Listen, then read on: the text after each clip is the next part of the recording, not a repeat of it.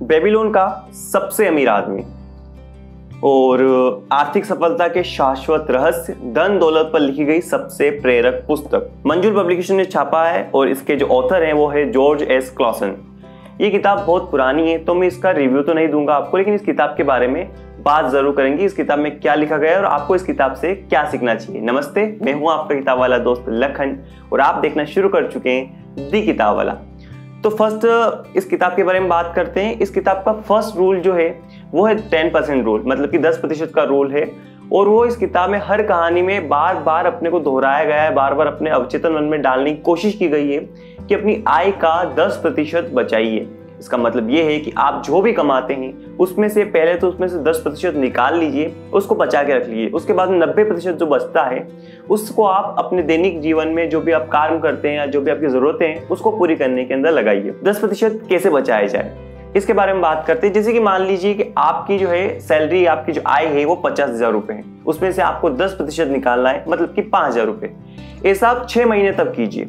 हर महीने आप 10% निकालिए, मतलब कि 5,000 रुपए निकालिए और उसको एक साइड में रख लीजिए, अलग रख लीजिए कि उसको यूज नहीं करना है।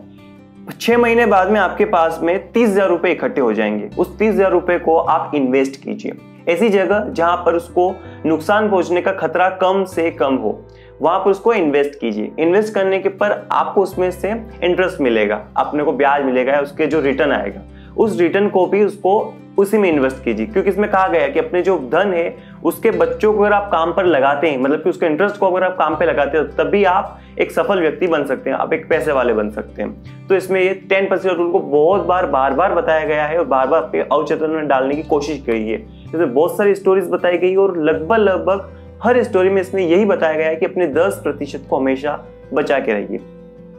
उसके बाद में इसमें बताया गया है कि किस तरह से अनुभवहीन लोगों को मदद लेने से, अनुभवहीन लोगों की सलाह लेने से आपका सारा काम चौपट हो सकता है। अगर आप एक ऐसे व्यक्ति से सलाह लेते हैं जिसको उस चीज के बारे में, उस काम के बारे में बिल्कुल भी अनुभव नहीं है, तो आप बहुत बड़ी गलती कर रहे हैं। क्योंकि इसमें एक स्टोरी बताई गई है कि उस एक बंदे ने अपना 10% बचाया, 1 साल तक बचाया, उस धन को इकट्ठा करके एक ऐसे व्यक्ति को दे दिया जो कि ईंटें बनाता था और विदेश जा रहा था। उसने कहा कि ये मेरा 10% बचा हुआ धन है, इसको ले जाइए और विदेश में जाकर आप मेरे लिए कुछ कीमती पत्थर लेकर आ जाइए, जैसे कि हम हीरे जवाहरात और इस तरह की बात करते हैं कि वो लेकर आ जाइएगा।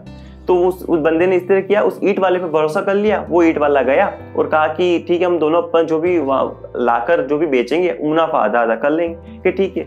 वो विदेश गया, उसने वहां से जो जोहरी थे उनसे वो पत्थर खरीदे, कीमती पत्थर, और यहाँ लाकर उसने उनको बेचा। जहां पर बेचने जाता था वहां पर पता चलता कि ये जो पत्थर हैं वो ओरिजिनल पत्थर नहीं है, बल्कि ये कुछ कांच के चमकीले टुकड़े हैं।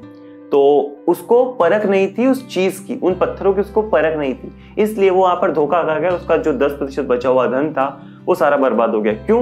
क्योंकि उसने एक ईंट बनाने वाले को पत्थर भेजने के, पत्थर मतलब जो चमकीले पत्थर, जो कीमती पत्थर रहते हैं, वो खरीदने के लिए भेज दिया। तो ये सबसे बड़ी उसने गलती कर दी। अगर वही पत्थर खरीदने के लिए वो किसी जौहरी को या जो ऐसे जो उसमें महारत हासिल कर रखी हो उसको देता, तो शायद उसको काफी अच्छा मुनाफा हो सकता था। तो उसमें सबसे बड़ी गलती कर दी। तो जिसको अनुभव नहीं है किसी चीज का, तो आप उससे बिल्कुल भी सलाह मत लीजिए या उसको अपने पैसे, अपने उधार बिल्कुल मत दीजिए।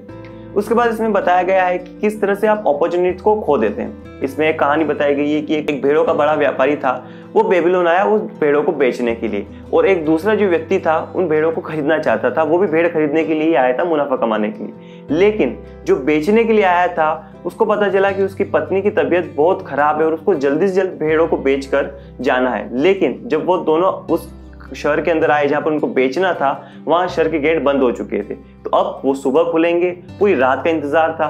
तो उन्होंने कहा, उस भेड़ बेचने वाले ने उस दूसरे व्यक्ति से कहा कि ऐसा कीजिए कि आप मेरी भेड़ खरीद लीजिए और इसके बदले में आप मुझे पैसे दे दीजिए ताकि मैं जो है फटाफट अपने घर निकल जाऊं, ताकि मेरी पत्नी की जो है तबीयत बहुत खराब है। तो उसने कहा कि चलो ठीक है। तो सौदा हुआ। सौदा बहुत सस्ता हुआ, इतना सस्ता कि कोई सोच भी नहीं सकता।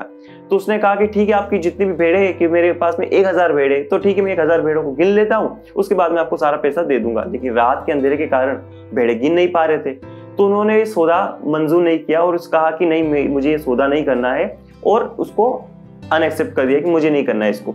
उसके बाद में जैसे ही वो तो सो रहे थे, जिसको खरीदना था, जिसको बेचना था, वो सुबह सुबह जल्दी जागे और गेट के जल्दी खुल गए, शहर के गेट। और वहां पर उस 2-4 व्यापारी आए बड़े बड़े जिनको भेड़ चाहिए थे। तो वो जैसे ही उसके अंदर आते हैं और वो जो भेड़ रहते हैं वो 10 गुना ज्यादा कीमत में उस व्यक्ति से खरीद लेते हैं।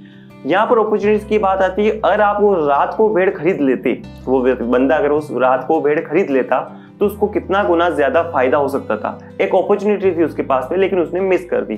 तो ऐसी अपॉर्चुनिटीज को आप मिस ना करें तो सबसे आपके लिए बेहतर होगा। उसके बाद में इसमें बताया गया है इच्छा शक्ति।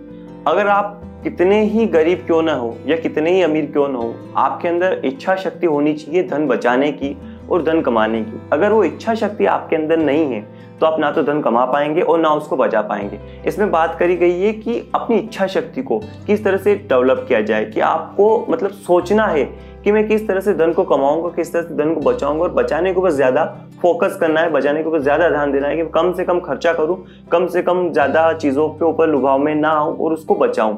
तो बचाने के लिए उसको इच्छा शक्ति होना बहुत जरूरी है, और इच्छा शक्ति के ऊपर उसमें दृढ़ता से बात करी गई है कि किस तरह से आप अपनी इच्छा शक्ति के दम पर धन को बचा सकते हैं, धन को बढ़ा सकते हैं और एक अमीर व्यक्ति बन सकते हैं। लेकिन इच्छा शक्ति यानी कि विल पावर होना बहुत जरूरी है। अगर आप में विल पावर नहीं है तो आप कुछ भी नहीं कर सकते। चाहे धन बचाने की बात नहीं होती यहाँ पर, अगर आप में विल पावर नहीं तो आप किसी भी काम को कर ही नहीं सकते, क्योंकि आपको अंदर इच्छा शक्ति होनी चाहिए उस काम को करने के लिए। अगर वही नहीं है तो आप उस काम को नहीं कर सकते। तो इच्छा शक्ति इसमें होना बहुत जरूरी है। उसके बाद इसमें धन के नियम बताए गए हैं, बेबीलोन के साहूकार बताए गए हैं कि कौन कौन से बड़े बड़े बेबीलोन के साहूकार रहे हैं जिन्होंने अपने धन को बचाया है, कौन लोग बहुत गरीब थे और गरीब रहते हुए थोड़े समय में अमीर हो गए, वो अमीर किस तरह से हो गए वो भी इस किताब के अंदर बताया गया है। ज्यादा चीजें मैं आपको नहीं बता सकता हूँ, वीडियो बहुत लंबा हो जाएगा, लेकिन फिर भी मैंने जो आपके काम के लायक चीजें थी वो सारी बताई है कि किस तरह से अपने 10% बचाना है, किस तरह से जो अनुभवहीन लोग हैं उसके ऊपर आपको बिल्कुल भी बिलीव नहीं करना है। उसके बाद में आपको किस तरह से इच्छा शक्ति रखनी, दृढ़ता रखना है और अपॉर्चुनिटीज को किस तरह से आपको डेवलप करना है, ये सारी चीजें हैं जो आपको ध्यान रखनी है। उसके बाद में अगर आप किताब को खरीदना चाहते हैं, पढ़ना चाहते हो तो लिंक डिस्क्रिप्शन में है। और इसमें बहुत सारी, मैंने आपको एक ट्रेलर बताया, आपको ये किताब को पढ़िए आप, इसके अंदर आपको आर्थिक सफलता के किस तरह से अपने पैसे को बचाया जाए वो आपको बहुत अच्छी तरह से इसमें बताया गया है। तो आप खरीदना चाहते हो तो लिंक मैंने डिस्क्रिप्शन में दे दिया है। और मिलते हैं अगले वीडियो में, तब तक के लिए पढ़ते रहिए, सीखते रहिए, सिखाते रहिए और जीवन में हमेशा मुस्कुराते रहिए। धन्यवाद।